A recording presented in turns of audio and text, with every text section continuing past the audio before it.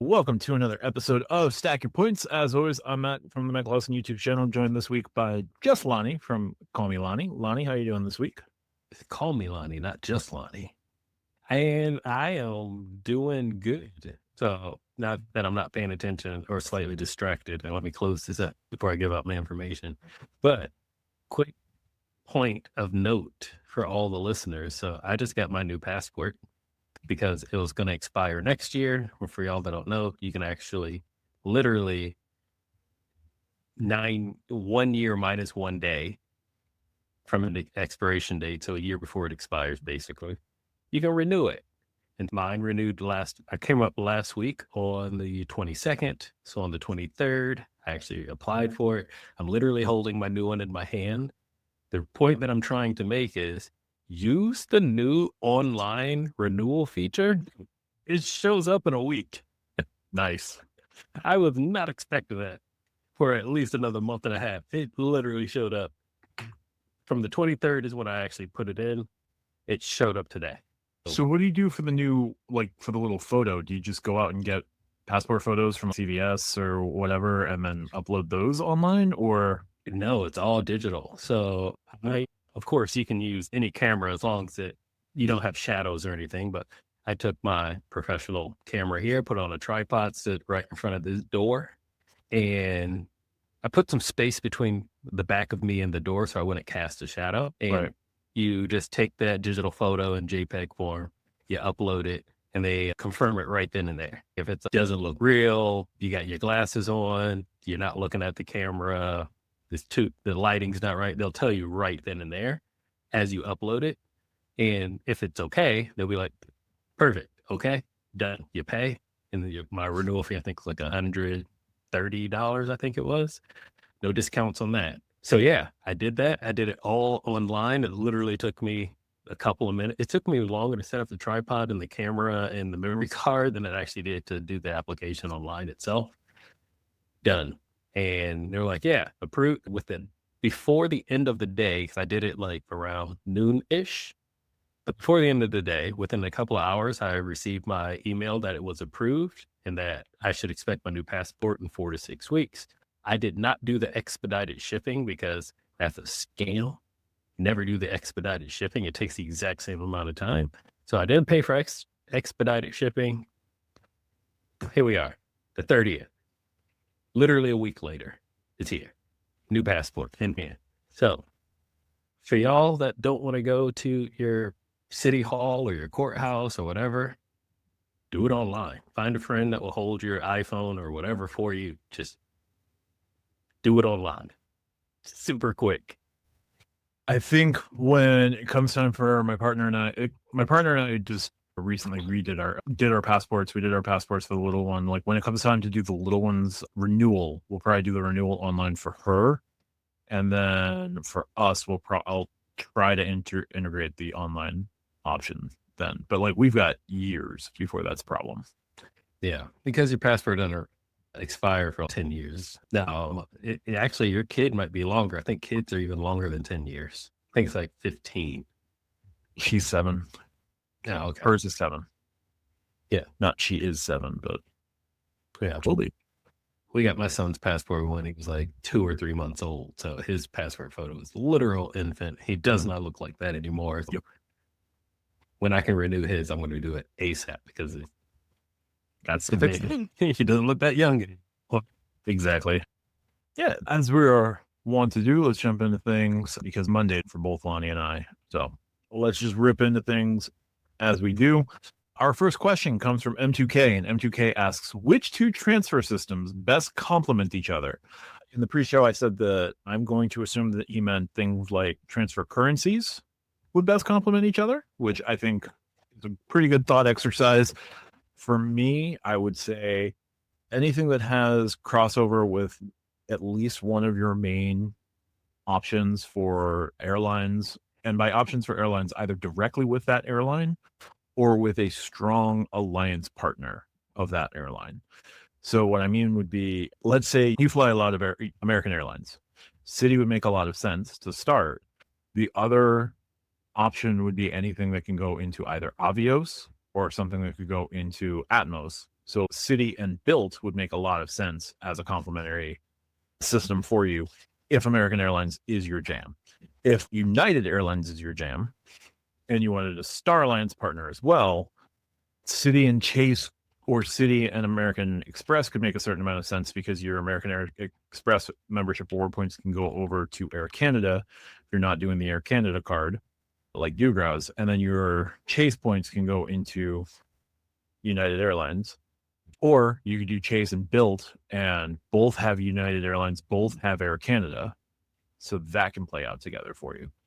But I would say whatever your chosen partner is, if it has complementary, if you have two systems that can both feed into either your chosen partner or your chosen partner's airline alliance. Now, I'm a dummy and I primarily fly JetBlue, but JetBlue has like Chase, has Wells Fargo, has Citi, all at 1-to-1. American Airlines, it's 4-to-5. It's 5-to-4, which kind of sucks, and you have to pay the excise tax. That also sucks. And hilariously, Capital One is, I want to say 3-to-1. It's not 1-to-1 directly. Oh no, it's 5-to-3. It's 5-to-3. So 5 Capital One miles equals 3 JetBlue points, which is funny. So to me, your best compliments would be whatever goes to your primary airline, and as a strong secondary consideration, if your primary airline isn't easy to transfer into, your primary airline's main alliance partners would make a lot of sense. So if it's One World, Avios programs, everybody goes to Avios programs. If it's Sky Team, everything goes to Flying Blue or Virgin. If you are Star Alliance, pretty much everything goes into Air Canada, but there's exceptions to the rule. Wells. So for me, that's the way that I would approach it. Lani, how would you approach two systems complementing each other? Chase, United, Hilton, and Amex. So Chase, United complement each other very well, as you had already mentioned. Hilton and Amex complement each other very well. And that's from not just from a transfer standpoint, i.e., I want to take my Chase points and transfer them to United. But if I want to use the Chase travel portal and book United, works very well. I would even go as far to say similar for Amex and Hilton. Once again, usually Amex, you can get like 1 Amex point to 2 or 3 Hilton points at a time, which is pretty decent. It's better than 1-to-1. And also, not just the Amex travel portal, but specifically FHR, Fine Hotels and Resorts, in the hotel collection, which are usually flooded with Hilton properties, works very well as indeed. Now, on top of that, I'll add one extra cherry on top layer when it comes to like FHR, because you can put your status in as well. So if I am, now you can do it with any of their partners. So even if you're not Hilton, but Hilton specifically, in my case, speaking from personal experience, to book FHR with my Amex Platinum and use my Hilton Diamond status is a hat on a hat. Literally, when I check in, it's a hat on a hat. It's almost like they don't know what to do with you because they're forced to do something at that point. And it really works in your favor because they're like, hey, because you're Amex Platinum FHR, we give you all of this. But you're also Diamond, and it's not one or the other. So I guess we're going to give you all of this too. Like when I was just in Japan in February, I guess I can still say last month. It's still March right now. For a couple more hours. Yeah, it was like, we can give you free breakfast, but now we're giving you 2 free breakfasts. So I guess we have to give you like an extra something, $25, $50 a day for something else. And so, yeah, that's a hat on a hat where I literally at times, I went back to the hotel just to eat. I just ordered room service. Like, I'm going to eat breakfast and dinner at the hotel because it's not coming out of my bank. Like I will happily go through the city, snack around and culture it up during the day, but I'm getting my free $25, $50 from the hotel today. Minus the 100 that I got from Amex. So I'm like, I got to use this too. So yeah, it actually makes like in-room dining more sufferable or less sufferable. I'm sorry, because normally you don't want to do like room service because it's so marked up. Now, when you're like, man, screw that, I got to use this money anyway. You're not like looking for fries or a salad. Just, you know what? Give me the meal with 2 sides. You got and some drink. Like, but the funny thing is that this one actually took me aback a little bit because I asked for barbecue sauce for one of my meals and like, oh, we charge extra for barbecue sauce, which was absurd to me because I'm from America, but I had to collect myself and realize I'm not in the USA. Or I'm like, I don't even care how much you charge. Go ahead and charge it. I got to use this money anyway. Is use it or lose it. Give me 2. You take all of them, thank you. I want all the barbecue sauce. I'm sorry. I don't like ketchup, y'all. I don't. It's one of those weird things. I honestly just do not like ketchup, but I do like barbecue sauce. But a lot of people will just start barbecue sauce with ketchup as a base. It's not the same thing, and you know it. That's true. Also, I prefer Carolina sauces to start. I am from the Midwest where we make real barbecue sauce, not no dressed up ketchup. Okay. Don't bring it over here, Matt. We cook over charcoal where I'm from. Don't bring it over here. That's fine. That's fine.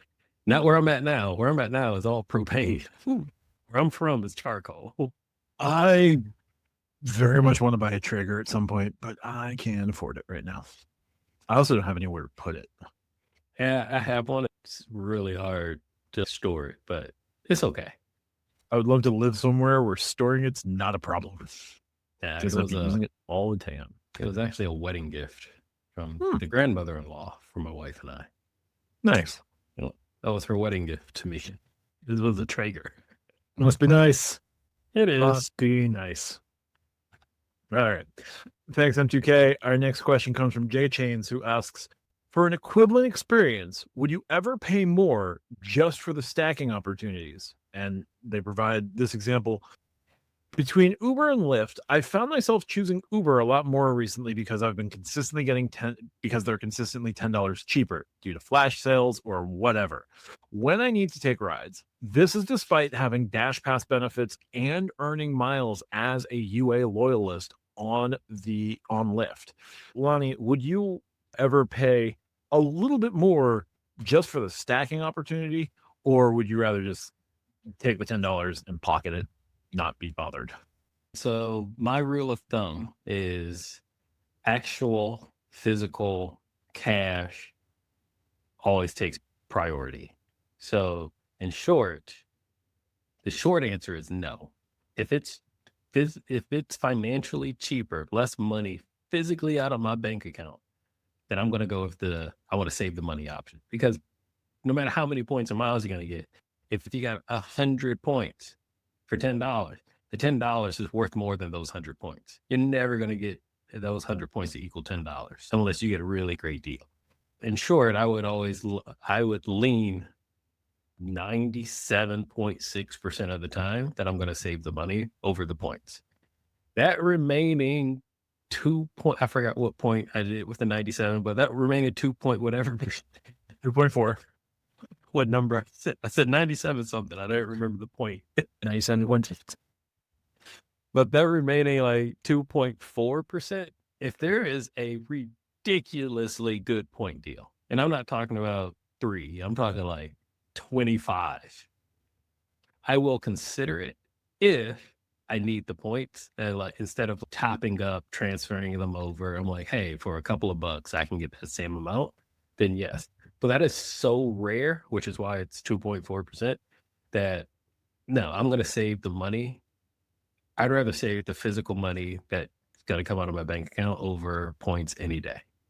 Yeah, I think this is one where definitely taking the money path would be more advantageous because, how often you would need, like if it's a $10 difference, right? And let's say the difference in points would be about 100, probably less. But if it was 100, you need to be getting like 10 cents per point on that 100 points to come close to the $10. No, to actually cancel out the $10. There aren't a ton of 10 cent per point redemptions that you can do. They're there. They're out there. I'm not saying the 10 cent per point redemptions don't exist.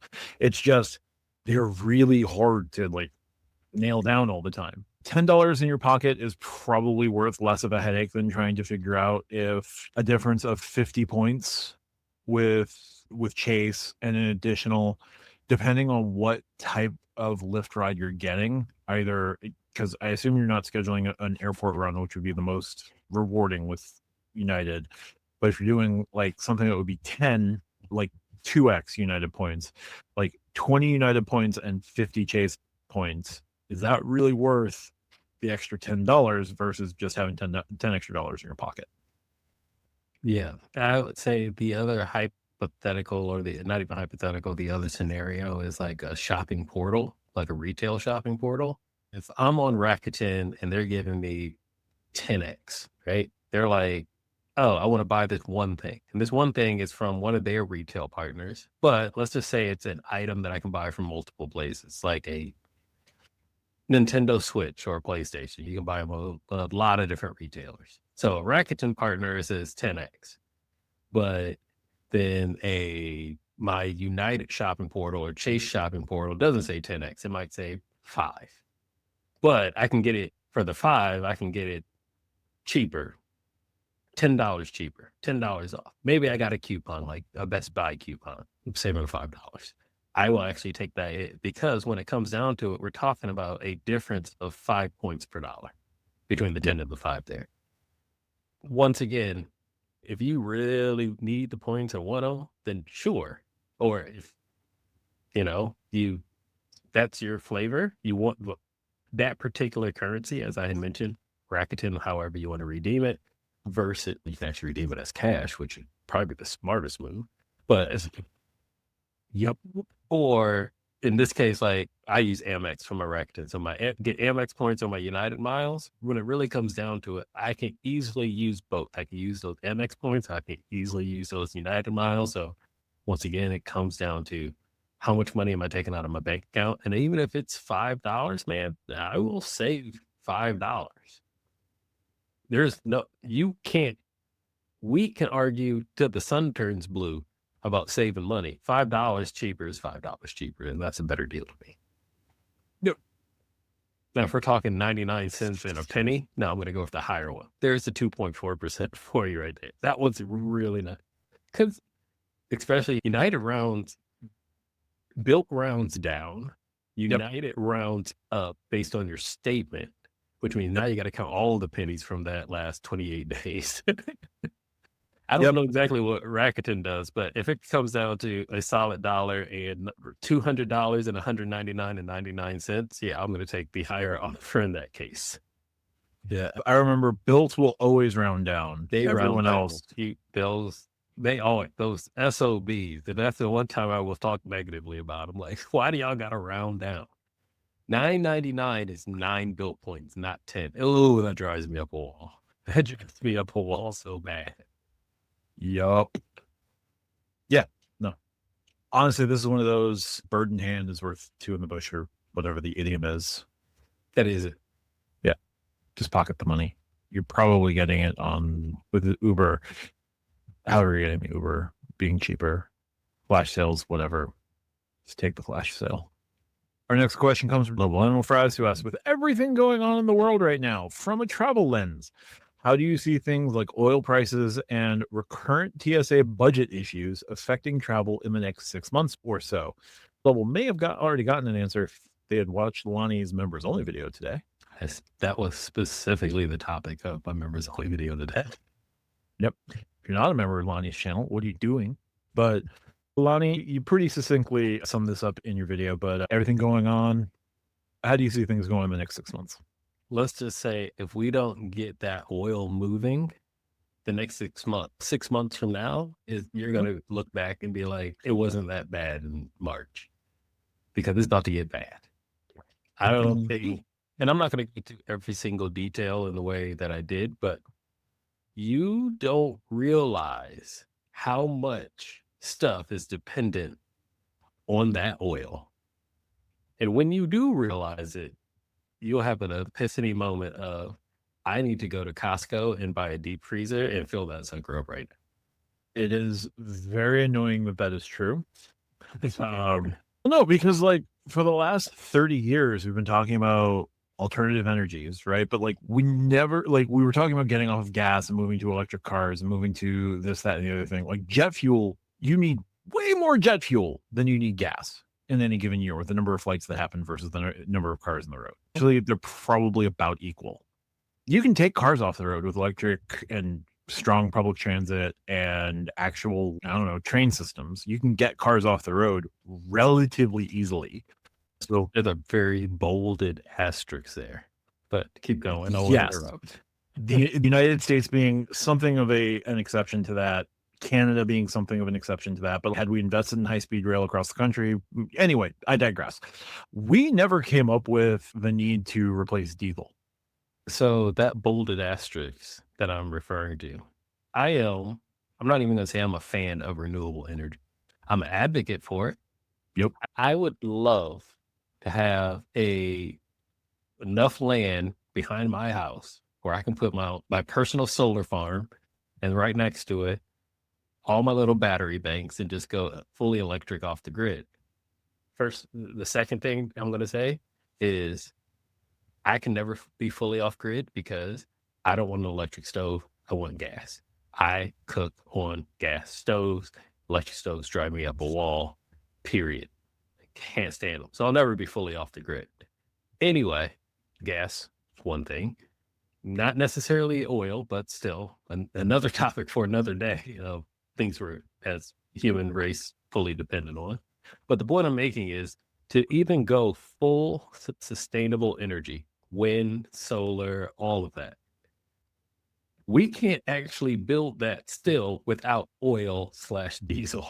So even to get to that point, we still have to burn the gas. Which we should have been spending the last 20, 30 years doing. Like, you can build a windmill. What's going to keep it spinning? I'll wait. No, the motor. Yeah. You got to keep it greased. Yes. You still need oil. And I don't know if you've ever been out into a big plain or a desert where there's a solar farm, but how are they getting the equipment out there? They're not getting it on electric trucks. No. The flywheel just spins again.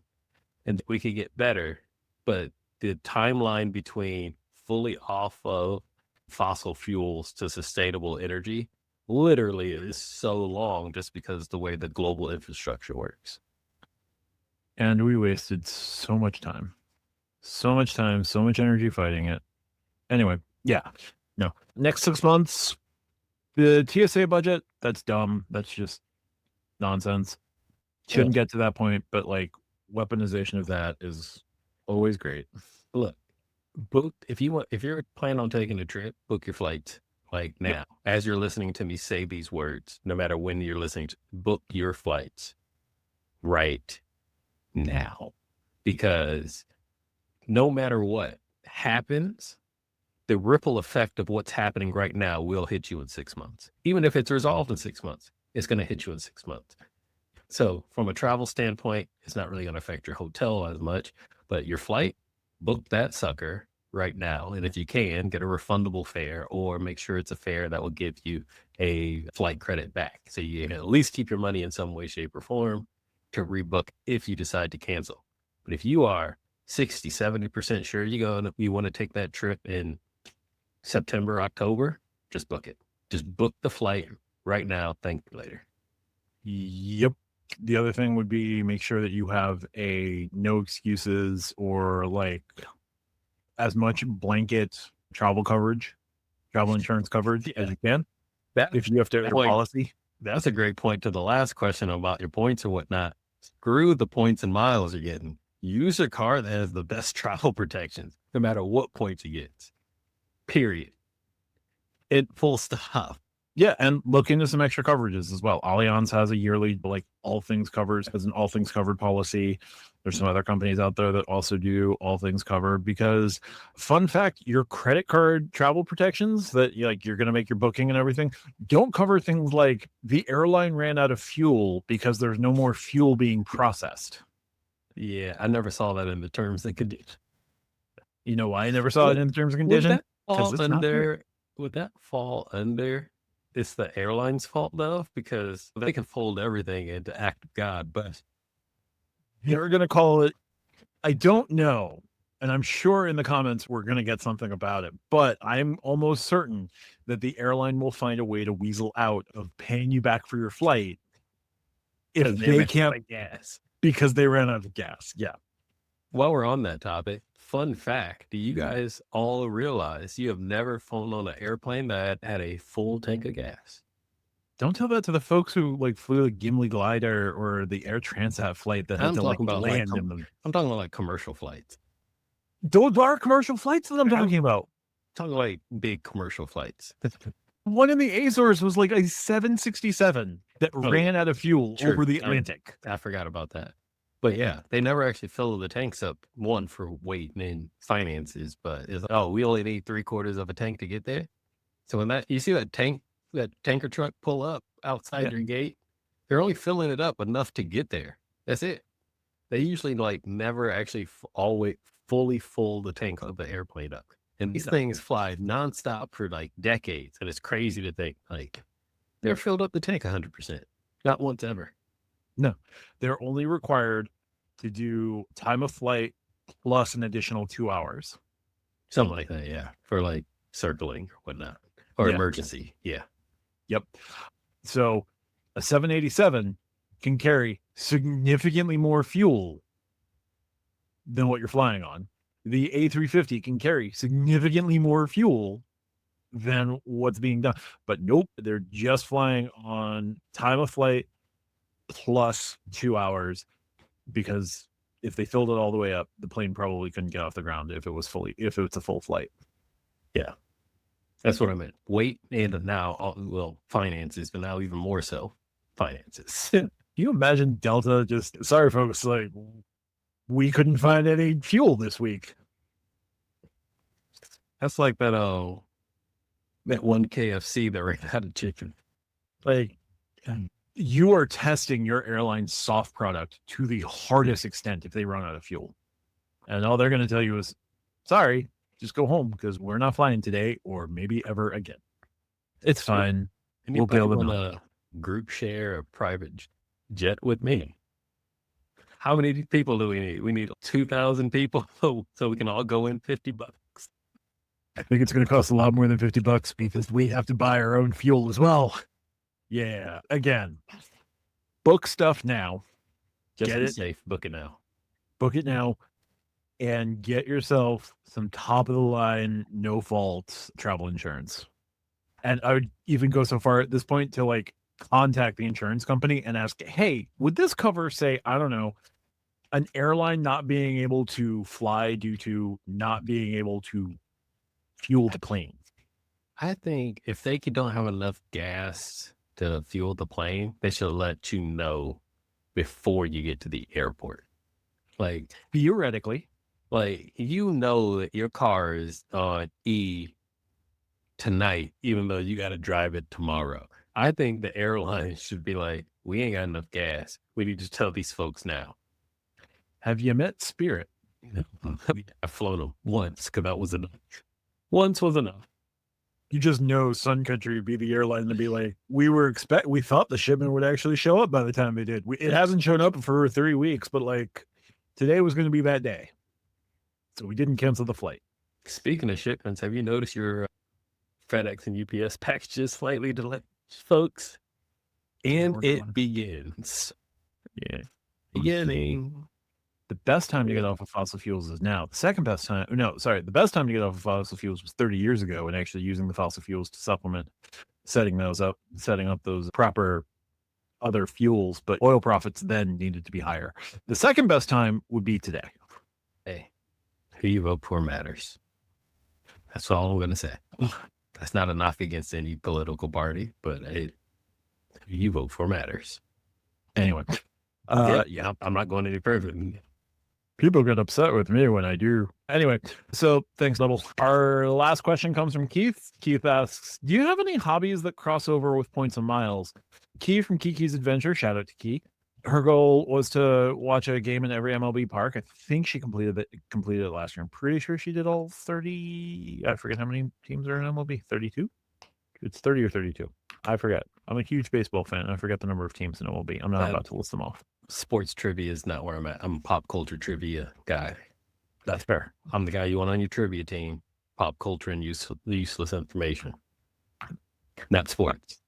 And Keith goes on to mention, I recently found a YouTube channel where the guy travels around the world trying the best coffee shops and roasters in each city that he visits. He put a link to that in the Stack Your Points Discord, which join Stack Your Points Discord, stackyourpoints.com. You can ask questions like this every week. We'll answer them here on the show.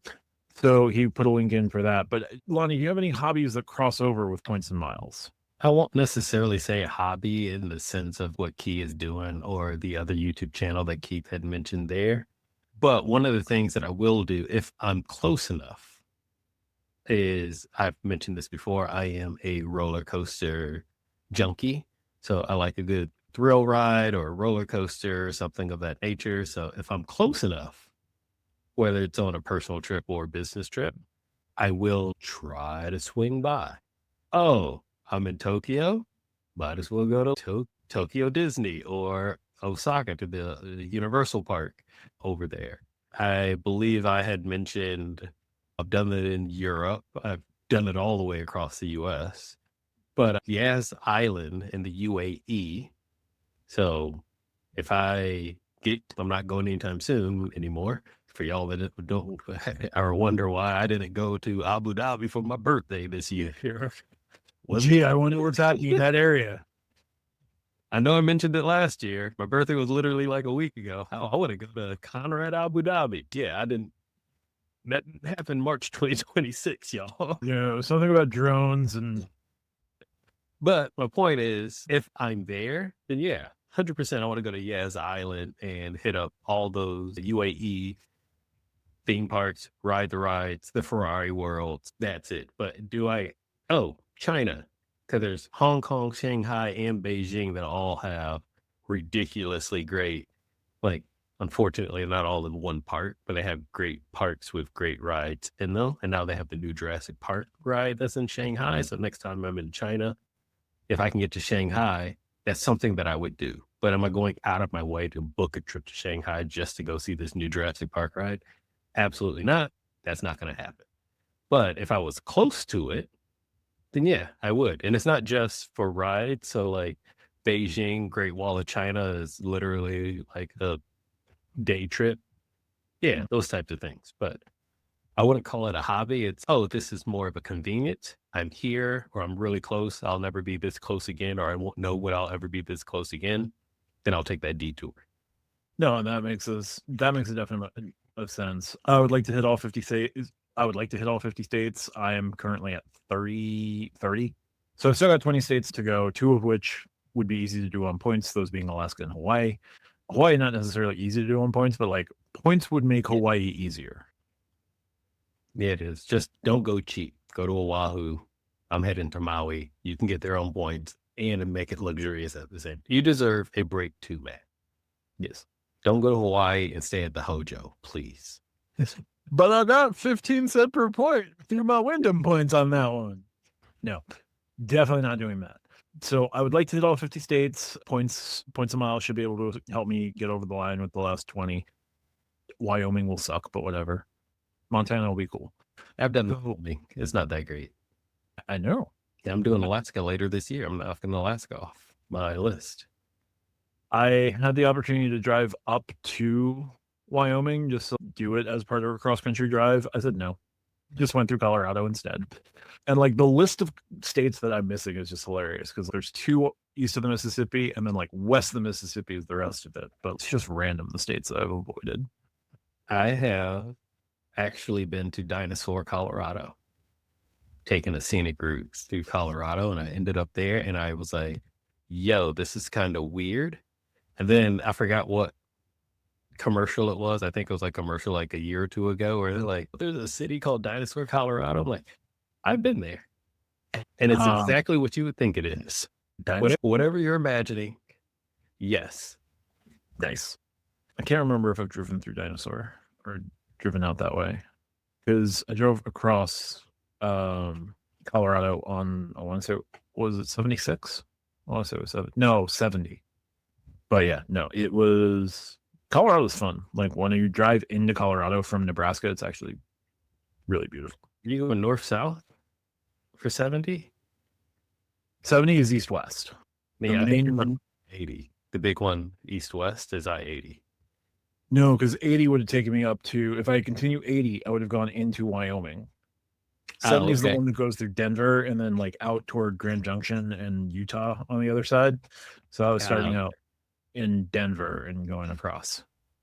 Yeah. Okay. So I was using I-80 because I know that one is literally coast to coast, just like I-95 is north to south on the East Coast. I got to Colorado on 80 because I don't know why the heck we got off anymore. Like I said, scenic route. Got back on I-80. Dinosaur Colorado's not on I-80 though. Play it. Memories. We're going to file it under memories. Memories are good. I would like to do either a stadium tour or an NHL arena tour. Either of those would be cool. You could go crazy with it and do like a minor league barnstorming tour if you wanted to. Not the professional teams, but like the feeder teams into those professional teams. Those would be cool for the development channels. This coffee thing sounds awesome. The other thing would be like battlefields around the country. I don't drink coffee. It's magical. I used to drink coffee. There's a good reason why I stopped, but I don't longer drink coffee. Oh, did Burno? Was it the acid? No, someone died, and after they died, I never drank coffee again. Morbid. I wasn't gonna go there, but yeah, so I gave you the answer. I deserved it. I just said I don't drink coffee, and you're like, was it because of you? I asked. No, it was because I drink coffee with somebody almost every single day. They passed away, and after that, I never drink coffee again. Damn. I wasn't even trying to go there.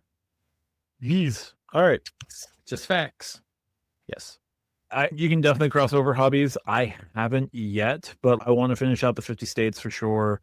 I would love to do MLB parks. I would love to do NHL arenas. Minor league parks would be fun. I can't go to every single minor league park. There's just too freaking many.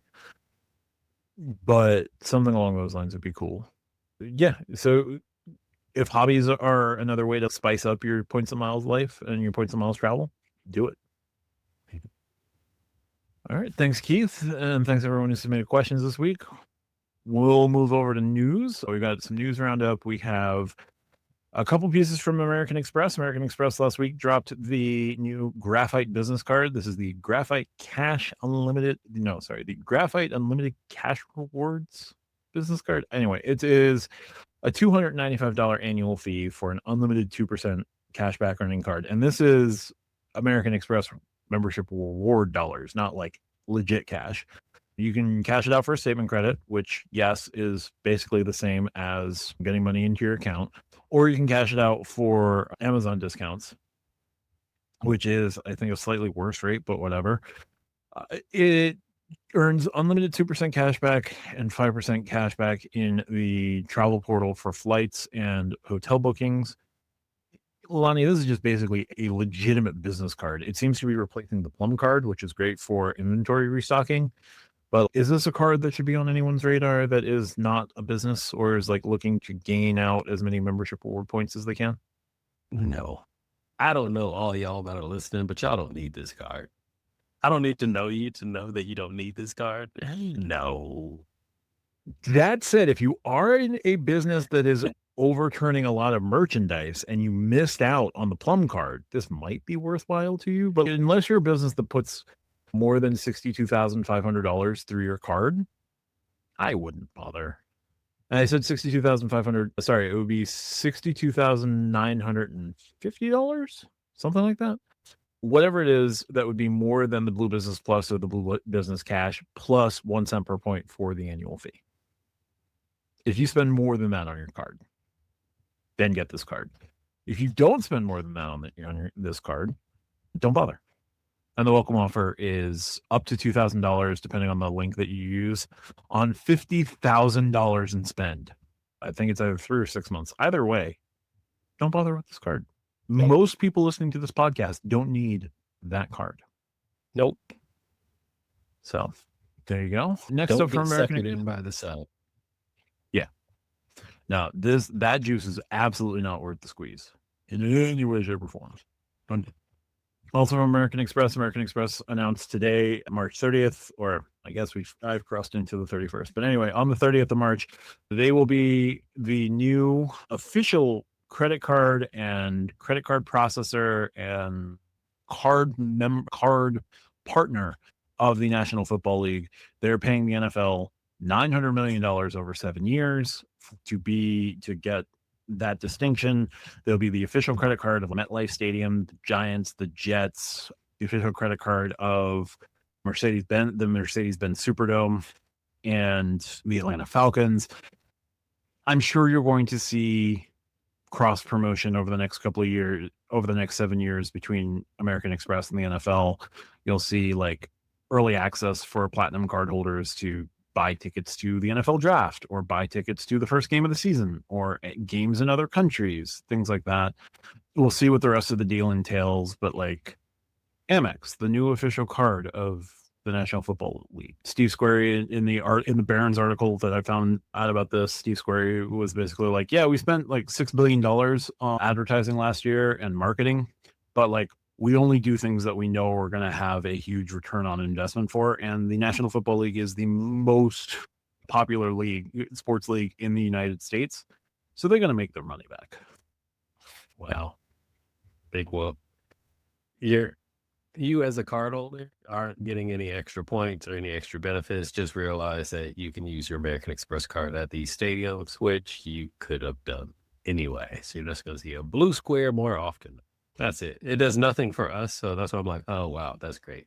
Congrats. Y'all secured a marketing advertising deal. It doesn't do jack squat for me. No, I can't even make something up that would be beneficial for me. Me as a card holder, that is. Us as an audience of card holders, that is. But they'll be coming out with a co-branded card, probably from Bread Financial. Anyway, good news, everyone. So, yeah. Moving away to some more general news. This one actually can affect anyone watching or listening to this show. Uber today also announced that they are purchasing Blacklane, the chauffeur service. Actually, I'm excited about that one. I'm actually okay with that. Yeah. So keep going. We don't know we don't have the official terms of like how much Uber is paying for Blacklane, but there are some strategic reasons for Uber to buy Blacklane, some of which would be Uber just recently announced a new chauffeur type service called Uber Elite that they only launched about 2 weeks ago, but I guess they realized why compete with them if we could just buy them. So they've bought Blacklane, which gets them access to, I believe that's 500 cities across 60 countries. I'm sure that's going to give them access to places that they haven't previously had access to before. Blacklane is a chauffeur service. You can arrange airport pickups using Blacklane. They have also recently announced like a partnership with Clear, where that would be from your door to the terminal. Everything is handled like soup to nuts, the whole thing, just from the time you get picked up to the time that you walk into the terminal and probably turn left to the American Express Centurion Lounge. Everything will be handled. So Uber is buying Blacklane. What remains to be seen, where we can tie things into the credit card angles of things. There is currently a Blacklane credit on the new Citi Strata Elite, and at this point, the Citi Strata Elite's been out for more than 6 months. I don't necessarily need to call it new, but that's $200 every 6 months. The build cards the build Palladium, I think, is supposed to have a Blacklane credit. That's been delayed since March 1st. Like it never officially launched. And I think this is why. But Uber is also very tightly in partnership with American Express. You have Uber credits, specifically on the Platinum. You have Uber credits on the Gold. You have no Uber credits on the Green at this point. But like it would stand to reason that if Uber is buying Blacklane, at some point, Blacklane will probably be switching from a credit with Citi to a credit with Amex. But we don't know the full details on all this. But Lani, you said you were excited about this. Yeah, I'm actually a Blacklane customer, to be honest. And that's why I use their service plenty of times for getting picked up at the airport, primarily for business trips. I'm not that bougie for my personal trips. Rental car or taxi is just fine. But they are a great, as you said, white glove, even though black car, white glove service, especially in Asia, where is where I primarily use them because I barely speak any Asian languages outside of food, bathroom, help, hotel, like the minor phrases and words. And so this one actually makes me a little bit excited because this is one of those point stacking, earn point opportunities outside of the US that now will just be inflated a little bit more or can be a little bit cheaper. Yeah. No, it could definitely work out pretty well, especially if you have a rideshare credit to work with. If you have like a generic rideshare credit, that can definitely work out. The cards that come with rideshare, I think your United Quest card would come with a rideshare multiplier. That does rideshare multiplier. Global rideshare multiplier. Yes. Yep. My Wells Fargo autograph, which I know you don't have, but the autograph would work for that. Anything that's got no foreign transaction fees and 2x, like the Venture X or the Palladium, would work for it. No, definitely some point earning opportunities internationally, a way for Uber to grow its business that way. Don't forget, Uber has point stack opportunities, I believe, with Marriott. There are some others. I'm not 100% sure because I use Marriott. I know Lyft has United and Hilton and Delta and Bill, etc. But Delta moved to Uber. Oh, yeah, that's right. That's what I was thinking. But when you think of now, yes, Blacklane is a car service company.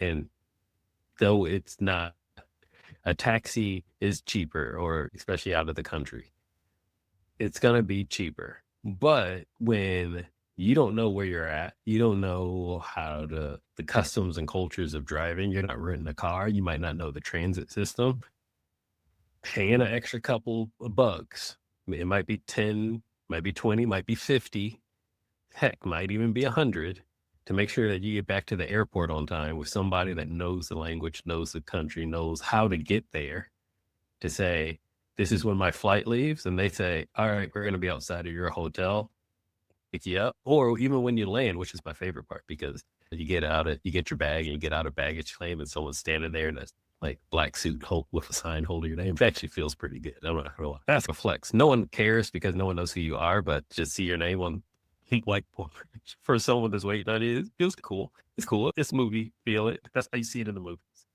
I'm just saying the service itself is worth it, especially as I mentioned, going back to the hotel to be like, I am staying at this IHG or this Hilton property. I need to get to this airport and my flight leaves at 1:00. We're like, okay, we'll be there at whatever, 11:10. Oh, we need to leave that early? Something I wouldn't know because I don't live in that country. It's worth it. So to hear Blacklane will be being acquired by Uber, and then to take all those Uber benefits on top of it and start being able to stack those, as you mentioned, with a credit card or with a partner. Yeah, I'm excited about that. Even if it, like I said, I'm not gonna take the flex. I had mentioned business trips. Even if I can use my own personal card, I still get those benefits. I'll take the extra points. I'll take the Uber credit. I'll take the Marriott credit. I'm excited about it. Yeah, and we'll have to see how the rest of this plays out. They're planning that this deal will close by the end of 2026. I can't imagine too much regulatory issues. There might be international regulatory issues since Blacklane is headquartered in Germany, but I doubt it. So we'll have to see how everything closes out, but I can't imagine that the Strata Elite credit is going to go away.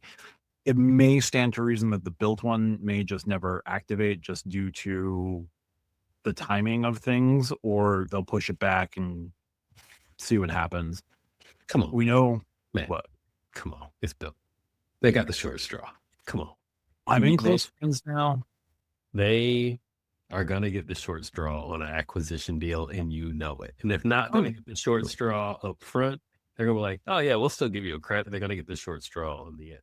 I'm not talking about built, y'all. I'm talking about the way business works. Yeah, they're going to draw the short straw in an acquisition, in a competitor's acquisition play. Citi is going to have to pay through the nose to keep that credit going forward. That's going to be wrong. You want to give your card holders a $10 credit? Sure, it's going to cost it $15. Honestly, I could see it. I can absolutely see it. Like that is, yeah. If they've learned anything from, if Uber has learned anything from American Express, why charge 1 when you can charge 10? So we'll have to see. Now, I'm not saying that credit's going away. I'm not saying that credit is in jeopardy or anything like that. Like there's plenty of legal stuff that still needs to get sorted out by the end of the year. Those contracts will be part of the dotting I's, crossing T's, all of that. But don't apply for the CSE or don't not apply for the Strata Elite if the Black Lane credit is like the only thing that you need. Just go for it now. Deal with the consequences later. All right, so that'll do it for news this week. We've got our topics. Lani, we'll start with your topic this week. Yeah, my topic this week is we went through our card refreshes last year. Have a feeling some more changes are coming. Oh yeah. If you pay attention to Matt Clausen's channel, go hit that subscribe button. But especially with certain hotel co-branded credit cards, there's this pay to play, if you will. I do it with my Hilton Aspire, I do it with my Marriott Brilliant card, where my apply button was influenced by do not pass go, do not collect $200, go straight to diamond status, go straight to platinum status. With all these changes, the hotel status changes and the pay to play, is this diamond/platinum status become the new gold status? Is it just gonna be too easy and too many of us out there? For Hilton specifically? Probably. And I say diamond is the new gold because you know how everyone gets gold. Pick a hotel, everybody gets gold. Yeah. Except for United. You can get silver, but everybody gets gold. So how we pay to play them is Diamond the new is Diamond the new gold? Sorry, is Diamond the new silver? Ooh, that'd be rough. Is Diamond the new gold? I think on the Hilton side of things, potentially. Now, they did introduce Diamond Reserve this year. They did make it easier to get gold and to get diamond. You can still buy gold and diamond relatively easily between the American Express Platinum card, the Hilton Business, and the Hilton Surpass or Aspire. And if you do 6 DoorDash orders in a week, you get gold status somewhere. Probably relatively easy to get gold and diamond status with Hilton for sure. But I do think I'm someone who would pay for status, or I'm someone who would pay for temporary status along the way. I don't travel enough currently. I'm contemplating whether or not I want to leave my current position. I would love to. There's a company I'd love to go work for, but I don't know if they'd want me. I haven't even said, hey, I want to work for you guys. So that's on me. And if you don't know, or you couldn't tell, it's really easy. Anyway, I would love to. Yeah, Lani just signed it. I would love to pay for temporary status along the way. I would pay to elevate my travels. So I would pay to play. I'm more than willing to pay to play to make things happen for sure.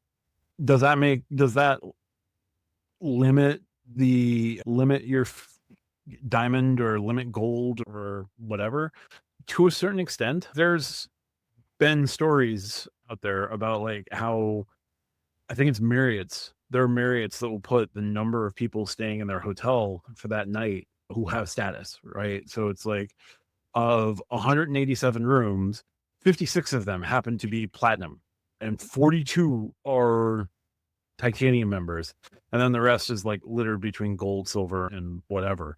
I don't think that it's going to water down too much, because if that was the concern, Hilton would have stopped putting diamond on their highest end card, right? They would have made it, you get gold and you have the opportunity to get the diamond if you put $60,000 to spend through your Hilton Aspire, not if you put $60,000 or $40,000 through your business or your Surpass card. They have no problem with the number of diamonds out there.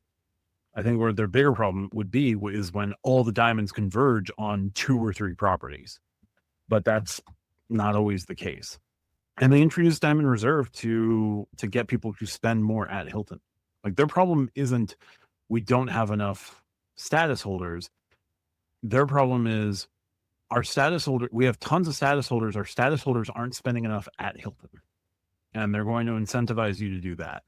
Marriott supposedly was doing that with Ambassador because one of the conditions for Ambassador is 100 nights a year and spending $23,000 at Marriott properties. I don't know how successful that is. Like, they've got ambassadors for sure. And I'm sure that the program with titanium members becoming ambassador is like really rewarding for those members. They have no complaint about the number of titanium number of titanium holders that they have. They have no complaint with the number of gold holders. They have so many gold holders, they give it away like candy. I think it's the smaller programs that would have an issue with that, but like the smaller programs also aren't giving away their highest status all that easily.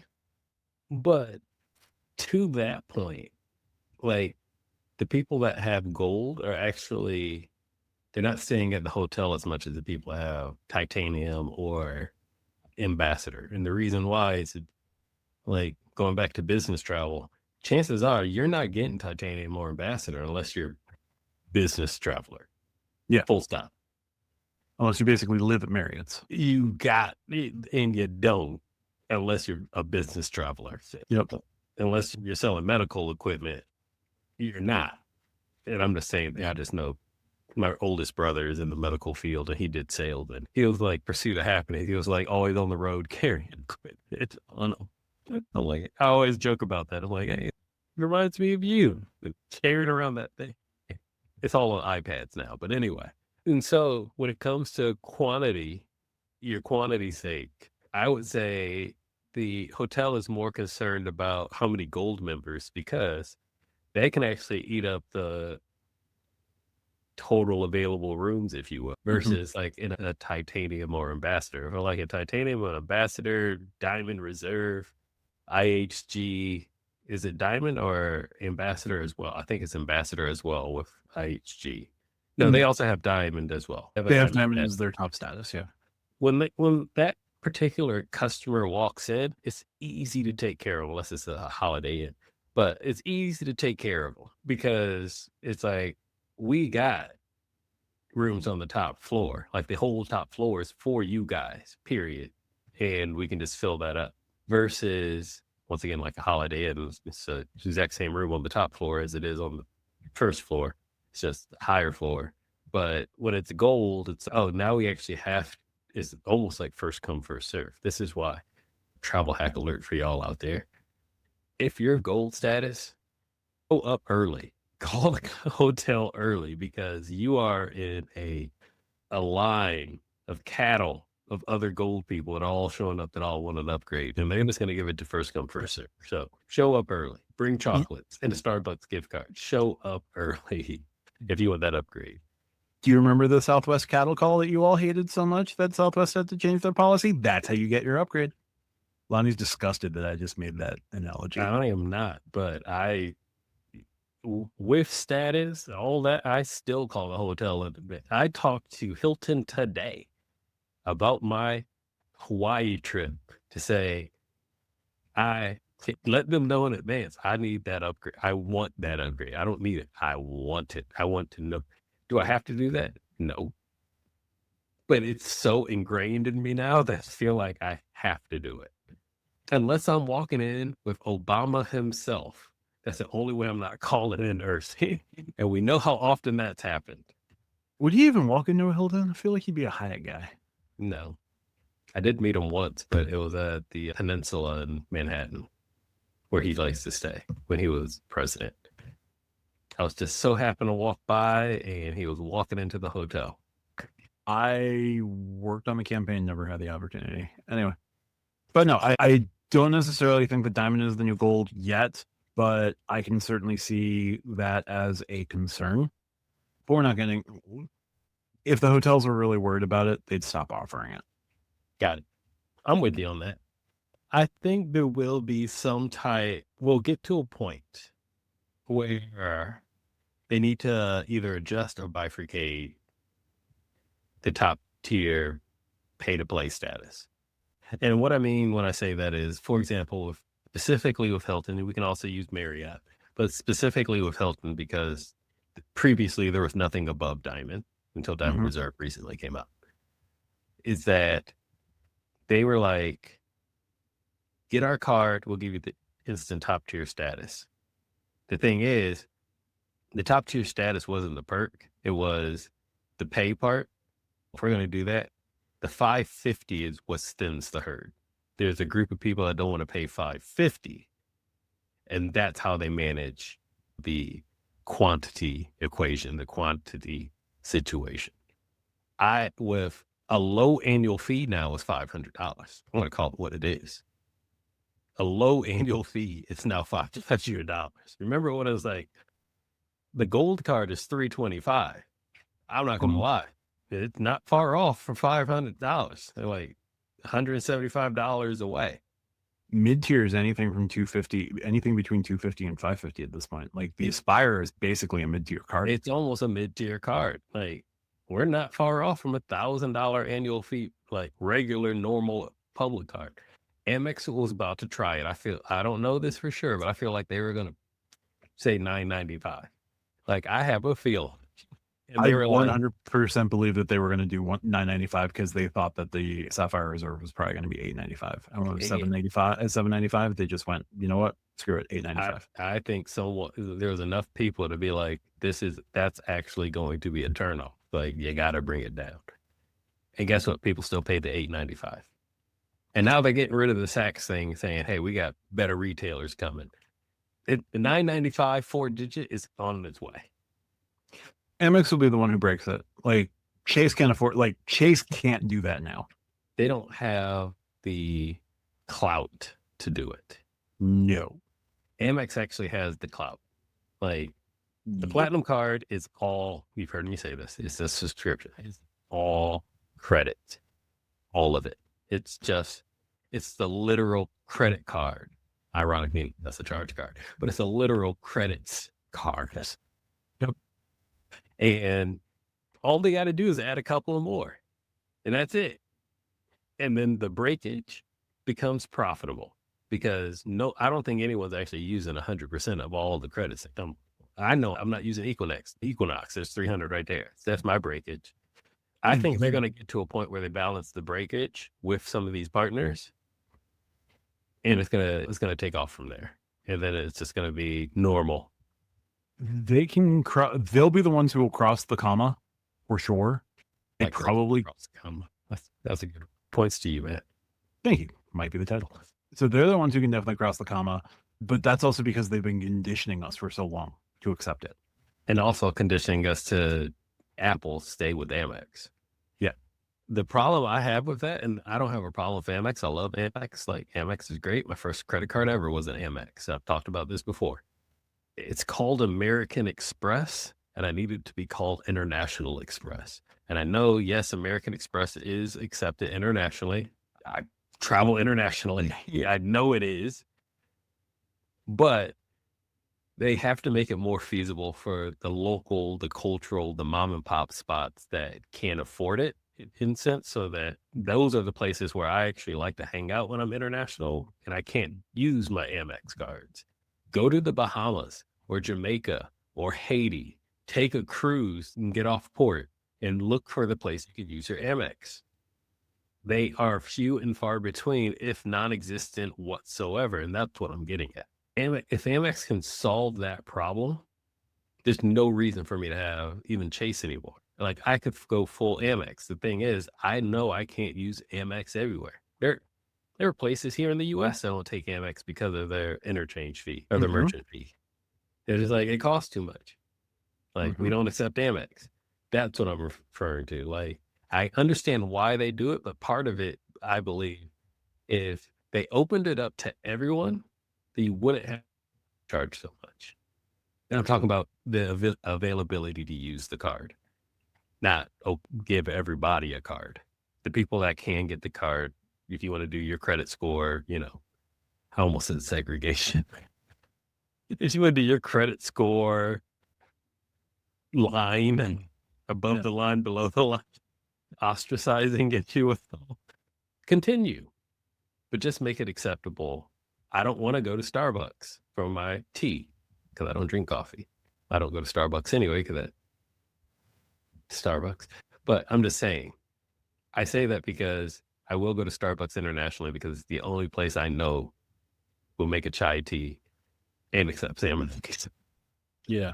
There's never a every Starbucks on this planet accepts Amex. I haven't found one that does not yet. Is my point. Starbucks is the only time I ever held a black card. But that's my point is you wake up, you're in another country, you want breakfast, you want your coffee mad, I want a chai, whatever, right? What card do I take with me?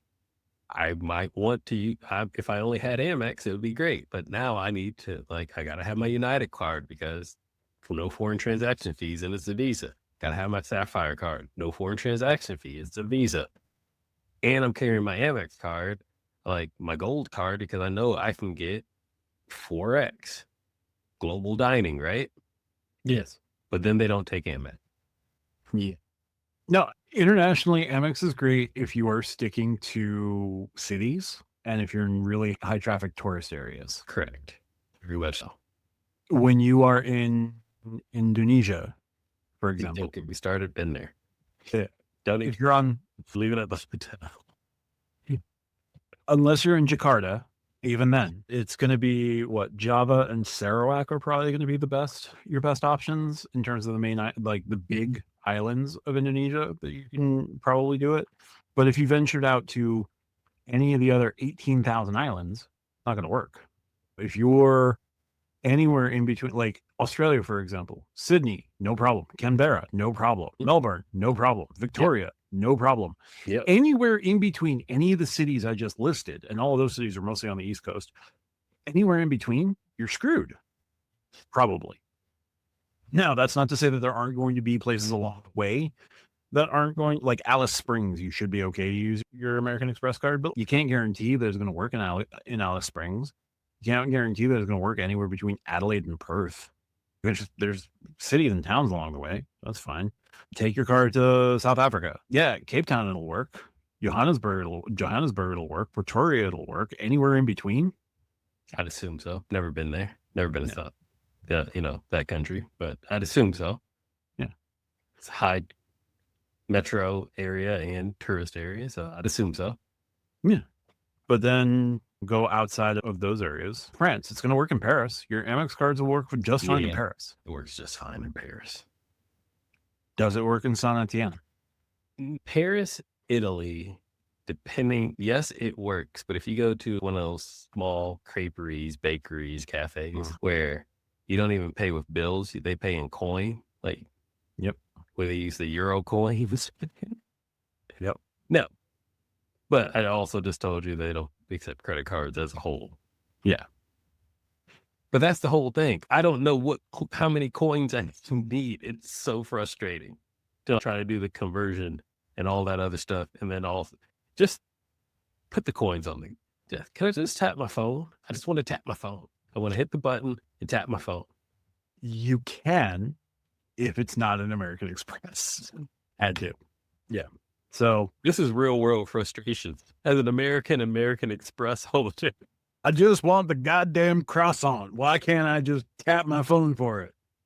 Does sir not realize it's a croissant? Shit, Frenchie. I don't my damn Amex. I don't have an accent, but sure. Wasn't saying it was you specifically. That is Jim Bob for all I know. Anyway, yeah, no. Pay to play status, it's got its faults, but overall, I don't think it's that big a deal. If it was, they wouldn't let you pay to play.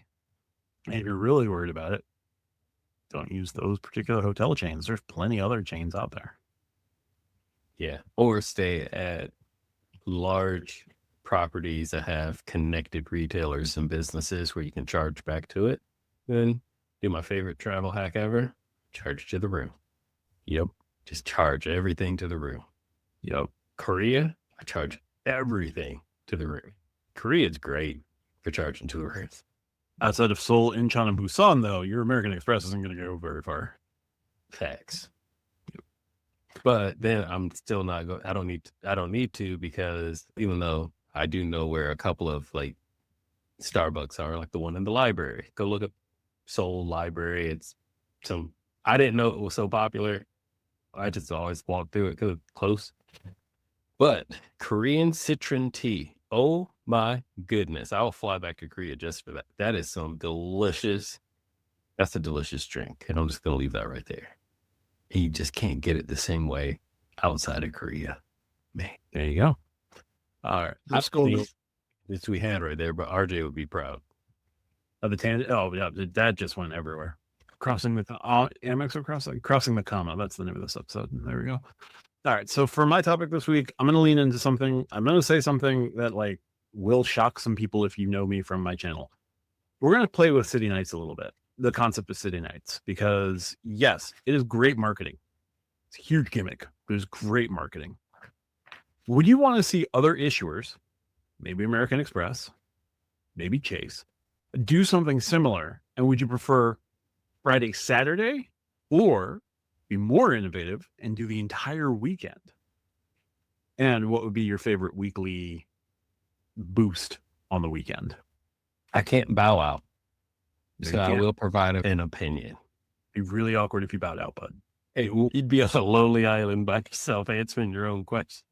I would say all weekend, because Sundays matter. And their title. They do, man. Like, I think I'm using my Q2 Resi credit on a Sunday. So I'm using that as a jump off point. Sundays matter. They do. And so does that Resi credit. So I can finally get that value back. Free meal. I know. It's not free. I paid it for it in the annual fee. Y'all can kick rock with that. Man, look, it's not extra money out of my bank account. My bank account got taken out of the annual fee. Kick rocks. Anyway, my weekly boost, I would do. So when they do the City Nights thing, they're always talking about like the date nights, like the fancy restaurants, the entertainment, that type of stuff. Man, put the movie theaters on there. That would be my weekly boost. I know movie theaters are dying. I still love, like I mentioned, I'm a pop culture dude. I grew up on movies. I still love movies. My dream house will have its own movie theater in it if I can ever afford to build it. Give me the movies and make it one of the dining ones where I could sit in the chair, hit the button, someone comes in, takes my order, and brings me his food and a cherry icy, white cherry icy, because the red cherry ices drip and they stain your shirt. The white cherry ices don't. Facts, man. It's real life. These are the struggles of the movie theater. You go, like, I go to the theater in a black hoodie now because if you're sitting there drinking your icy until the movie's over, the lights come on, and you're like, yo, What happened? it's because they fill the dome cup, they fill it all the way up above the rim, and so it leaks. So it drips while you're watching it. It's a whole thing. White cherry icy doesn't do it because there's no red dye in it. Hi, RJ. Anyway. She's not editing this episode, so I know, but she's going to watch it back and be like, I don't even know what they were talking about. But yeah, give me some entertainment. Give me a bowling alley. Leaning into the dating culture that is the restaurant, the entertainment. Give me bowling alley. Give me a movie theater. I could say a nice walk, but you don't have to pay for those. not yet anyway. Not yet, anyway. Yeah, that would be my weekly boost. That's what I would like. If I could get a bonus category, even outside of City Nights, I'm just saying, even if it's just like a promo, it could be an Amex coupon promo for all I can add to your card for AMC or Lucky Strike or Pinstripes, whatever those bowling franchises are, or movie theaters. I would 100% eat that up, especially because movie theaters are dead. So now when I get to go to one, unless it's like a midnight showing of an Avengers movie or a Marvel movie or something like that, they're usually not even packed anymore. Yeah. It's great. I've been to Alamo Drive. Like, I have not been to movies in a while just because reasons, but I will, if an Alamo Draft House opened in my section of the Hudson Valley, I would be so happy. I usually go to the movies with my best friend who is also a father of two. And so we're like, hey, are you free on Saturday at 9 or 10 p.m. after the kids go to sleep? And that's the only time he and I can like keep our friendship of 20 years old. It's the only time we can go because can't go during the day. The kids are awake. But actually we can now. I take my son to his first movie already, took him to see Zootopia 2 and he loved it. And now we are going to go see the Mario movie when it comes out, I think like a week or so, something like that. Nice. So, And he knows all about the icy. He likes the blue ones. Oh, those definitely stay. Doesn't matter. He's 3. It's fine. But he will be wearing black, just like his dad. Minimize the damage. No, so 6% or 6x on the Saver or 8x on the Wells Fargo Attune card. You get that multiplier. 8x. It doesn't have to be the Citi card, like I said, but you give me 8x this weekend only for a movie theater or bowling alley. I'm taking the family out. Yep. I'll have the family night straight up. Absolutely. I hadn't really thought about the entertainment angle, but the entertainment angle definitely works for sure. If it were me, yeah, I'd also do all weekend. I think that is the one I think that's the thing that really hangs me up with city nights is like, oh, it's Friday and Saturday night. It's just getting in your weekend. Great. Saturday is a work day. I don't want to work all day and then have to rush out so I can get these points. I don't like that it's pegged to Eastern time and Citi couldn't code an if else statement based on time zones. Like all you needed to do was not write one if else statement. You just needed chained if else statements, and it wouldn't have killed your programmer. Or Because for you, City Night just starts cut at 3 it in the off afternoon. at 5 a.m. Monday Eastern time. That way everybody's included. Exactly. I feel sorry for the people in Hawaii. No, they get lunch and dinner every Friday and Saturday. They're set. They're good. Like for you, it would start at 3 o'clock in the afternoon and run until 3 a.m. Like you're good for a really late lunch, early dinner, and like a late night stack. So that's cool. Me, my dumb ass, like I live on the East Coast, like it's 6 p.m. So it's dinner and overnight DoorDash Cookies. sounds awesome. Although Insomnia cookies. God, I miss insomnia cookies. Not the last time I was in New York, but last year I went to New York, met up with Joe Barretto. He drove down to Manhattan. We hung out and we went and got sushi, and then we walked and got insomnia cookies. Insomnia cookies are so good. What up, Joe Barretto? Credit Card Connection, y'all. Go check his channel out. Shout out to Joe. I miss a deluxe witch. I am a peanut butter cookie. I like their peanut butter. Or their cookies and cream. The cookies and cream is pretty good too. Can't have it anymore, which sucks. But no, I would also do all weekend. What would be my favorite weekly boost? Man, like Freedom Unlimited, 3x for the weekend. On everything? Yeah. It'd be 10x in the portal, 6x on dining, and 6x at you're talking about whatever. additional 3, not just 3. No, I double the 1.5 for the weekend. But then you just said 6x on dining, so that's So you know what? I would just double the 1.5. That's fine. Just 3x on everything. Yeah. For the weekend. 3x on everything I'd be down for. Yeah, that'd be dope. There could be that. Doubling the dining, I don't really care. City's doing that. Do something different. Doubling the pharmacy would be hilarious, but no. I don't care about dining bonus categories anymore. No. If you pick the wrong card, you're still getting 3x nowadays. Yeah. I don't go out to eat that often. I like to cook at home. I like to go to the grocery store and grab my fresh ingredients and then come home and have that cooking moment with my son. And then we all eat as a family. I don't want to go out to a restaurant every other night. I just don't. I like to pay extra, have somebody else go to the store, pick up everything. Whatever. Put off at my door. Still cheaper than going out. With DoorDash, not by much, honestly. $10 credit. How is this still a $90 bill? I only bought 7 things. What the hell? Now, that $10 credit comes in clutch for that DoorDash inflation for late night or afternoon ice cream. It's on sale for $5. It's going to come up to $10, and you still got to put a $2 tip on there. So it costs you $2. It's that one small pint of ice cream. And remember, kids, a serving size is a pint. It's so bad. But like I said, I'd rather have someone bring one pint of ice cream that I paid $1.50 or $2 for versus trying to like fill up the $25 so I can save another $10, take the $10 credit, and then add a tip. And for some reason, the math comes up to 56 somehow. The math just doesn't math. So I'm like, you know what? Charge me all the fees. The credit covers all the fees. Yeah. No, that's fair. Like, They do some mine stuff on DoorDash and Instacart. But this is what it is. I want my Instacart Plus reimbursed by Chase at some point.